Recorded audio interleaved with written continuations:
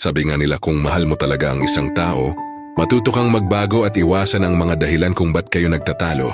Nagiging mas matibay daw ang relasyon pag may sangkap na respeto, pagmamahal, unawaan at pasensya sa bawat isa.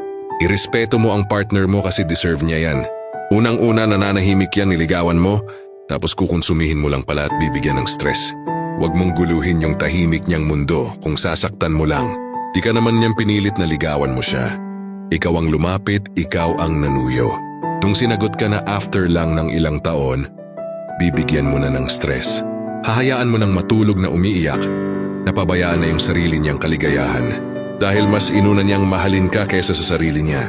Inuuna ka niya lagi sa lahat ng bagay tapos sasaktan mo lang. Kung gusto mo ng relasyong pangmatagalan, bakit di mo subukan na iwasan ang mga bagay na inyong pinagtatalunan at pinag-aawayan?